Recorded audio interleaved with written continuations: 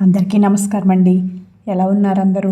మనమందరం బాగుండాలని కోరుకుంటూ మన లైఫ్ టైల్స్కి స్వాగతం చెబుదాం. ఈరోజు మన కథ బాటసారులు. రాజేంద్రపురి రాజ్య సరిహద్దుల్లో పాడుబడిన సత్రం ఒకటి ఉండేది. ఒక రాత్రి వర్షానికి జడిసి 4 బాటసారులు ఆ సత్రంలో తలదాచుకున్నారు. వారిలో 2 యువకులు, తెల్లటి గడ్డంతో ఒక వృద్ధ సాధువు, దేశదిమ్మరిలా ఉన్న ఒక మధ్య వయస్కుడు ఉన్నారు. నిద్ర పట్టని కారణంగా యువకులిద్దరూ ఏవో మాట్లాడుకుంటూ ఉన్నారు. సాధువు బయటకు చూస్తూ ఏవో తత్వాలు మననం చేసుకుంటూ ఉన్నాడు. దేశదిమ్మరి గోడకు ఆనుకుని కాళ్ళు బార్లా చాపి కునుకు తీస్తూ ఉన్నాడు. యువకులిద్దరూ ఒకరికొకరు పేర్లు అడిగి తెలుసుకున్నారు. ఒకడి పేరు సునందుడు, రెండవ వాడి పేరు ఆనందుడు. నీది ఏ ఊరు, ఏ పని మీద బయలుదేరావు అని అడిగాడు సునందుడు. పొరుగు రాజ్యమైన రాఘవేంద్రపురం మాది. కష్టపడి చదువుకున్నాను, కానీ మా రాజ్యంలో చిన్న ఉద్యోగం కూడా దొరకలేదు. రాజ్యాధికారులు వారి బంధుమిత్రుల ప్రాపకం ఉన్నవారికే మంచి ఉద్యోగాలు లభిస్తున్నాయి, లేదా చిన్న ఉద్యోగాలకు కూడా పెద్ద మొత్తంలో ముడుపులు చెల్లించుకోవాలి. నా దగ్గర అంత డబ్బు లేదు. ఇక్కడ రాజేంద్రపురిలో అర్హతలకు తగిన ఉద్యోగాలు లభిస్తున్నాయని తెలిసి ఇంత దూరం వచ్చాను. సంస్కృతాంధ్రాలే కాక గణిత శాస్త్రంలో కూడా నాకు మంచి ప్రావీణ్యం ఉంది. రాజధాని విద్యాలయంలో ఏదైనా ఉపాధ్యాయుడు ఉద్యోగం దొరుకుతుందన్న ఆశతో వచ్చాను అని చెప్పిన ఆనందుడు, అది సరే గాని నీ సంగతేమిటో చెప్పు, వింటాను అన్నాడు. అందుకు సునందుడు పేలవంగా నవ్వి, దూరపు కొండలు నునుపు అన్నట్లుగా ఉంది మన పరిస్థితి. మాది రాజేంద్రపురి.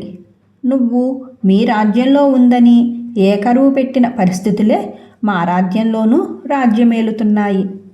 కత్తి యుద్ధంలోనూ గుర్రపు స్వారీలోనూ నాకు మంచి ప్రావీణ్యం ఉంది. అయినా సైనిక శిబిరంలో చిన్న సిపాయిగా కూడా నన్ను చేర్చుకోలేదు.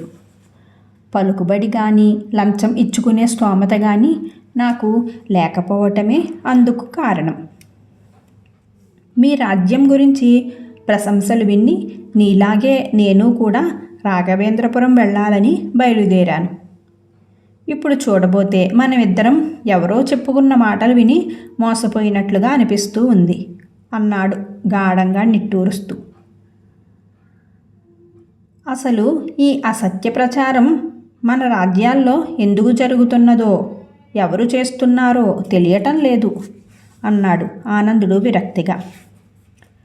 అంతవరకు వాళ్ళ మాటలు విన్న వృద్ధ సన్యాసి, ఆ సంగతి నేను చెబుతాను, వింటారా అన్నాడు. 2 యువకులు ఆయన కేసి ఆసక్తిగా చూశారు. నాయనలారా, నేను చాలా రాజ్యాలు తిరిగాను. చాలా చోట్ల మీరు చెప్పుకున్న అవినీతి, అన్యాయం నిండి ఉండటం కూడా గమనించాను. సక్రమ పరిపాలన, ప్రజా సంక్షేమం అన్నవి ఒక్క రాజు వల్ల సాధ్యమయ్యేవి కావు. మంత్రులు, సేనాధిపతులు, కోశాధికారులు మొదలైన ఉన్నతాధికారుల సహకారం లేనిదే రాజు ఎంతటి గొప్పవాడైనా ఏమీ చేయలేడు. పైగా ప్రభువులను సంతోషపరిచి వారి మెప్పు పొందటానికి, తమ స్వప్రయోజనాలు గడుపుకోవటానికి ఇరుగు పొరుగు రాజులు తమ రాజ్యం మీదికి దండెత్తి రాకుండా ఉండటానికి, స్వార్థపరులైన అధికారులు తమ రాజ్యంలో సక్రమ పాలన సాగుతోందని, ఎటువంటి కొరత లేకుండా ప్రజలందరూ సుఖ సంతోషాలతో సుభిక్షంగా ఉన్నారని అబద్ధపు ప్రచారాలు కొనసాగిస్తున్నారు అంటూ చిరునవ్వుతో చెప్పాడు సాధువు. ఆ మాటలు విన్న యువకులు 2 ఈ దుస్థితి మారటానికి మార్గమే లేదా అని అడిగారు ఒక్కసారిగా. ఉంది. పూర్వకాలంలో ప్రజాక్షేమమే పరమార్థంగా భావించిన రాజులు తరచూ మారువేషాలలో దేశ సంచారం చేస్తూ ప్రజల సమస్యలను ప్రత్యక్షంగా తెలుసుకుని వాటి పరిష్కారానికి తగిన చర్యలు తీసుకునేవారు. కానీ ఇప్పుడు ఆ పద్ధతి అంతరించిపోయింది. అందుకే స్వార్థపరుల ఆట కొనసాగుతోంది. ఆ కాలంలో రాజులు నిర్వహించిన కర్తవ్యాన్ని ఇప్పుడు మీలాంటి యువకులే నిర్వర్తించాలి. మరి ప్రజలను కూడగట్టుకుని పాలకుల దగ్గరికి స్వయంగా వెళ్ళి మీ సమస్యలను, రాజ్యంలో నెలకొన్న పరిస్థితులను తెలియచేయండి. ప్రభువు మంచివాడైతే పరిస్థితులను చక్కబెట్టగలడు అని చెప్పాడు సాధువు.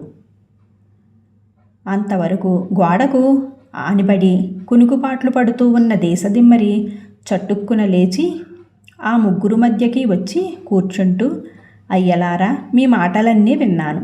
త్వరలోనే పరిస్థితులు చక్కబడటానికి తగిన చర్యలు తీసుకుంటాను అని మొదట యువకుడితో, సునంద, నీకు తగిన మంచి ఉద్యోగం మన రాజేంద్రపురిలోనే లభించేలాగా ఏర్పాటు చేస్తాను. అలాగే ఆనందుడికి రాఘవేంద్రపురంలోనే అతని అర్హతకు తగ్గ ఉద్యోగం లభించేలా ప్రయత్నం చేస్తాను.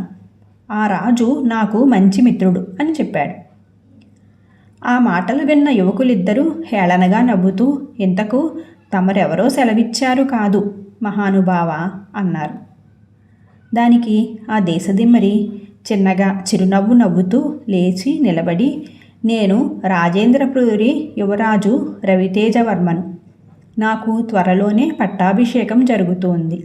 సింహాసనం అధిష్ఠించే ముందు రాజ్యంలోని స్థితిగతులను ప్రత్యక్షంగా చూసి తెలుసుకోవటానికి మారువేషంలో ఇలా దేశదిమ్మరిలా సంచరిస్తూ ఉన్నాను అంటూ తలపాగాను, గుబురుగడ్డం, మీసాలను తీసి పక్కన పెట్టాడు. ఆ ఇద్దరు యువకులు ఆనందాశ్చర్యాలతో యువరాజుకు చేతులు జోడించి నమస్కారం చేశారు.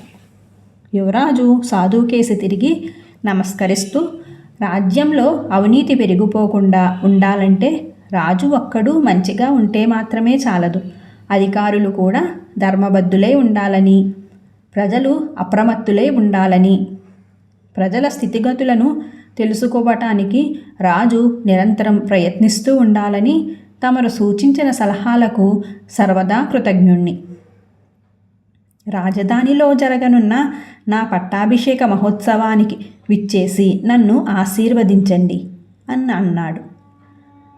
సాధువు చిరునవ్వుతో అంగీకార సూచకంగా తల ఊపుతూ యువరాజును ప్రేమతో ఆశీర్వదించాడు. కథ సుఖాంతం.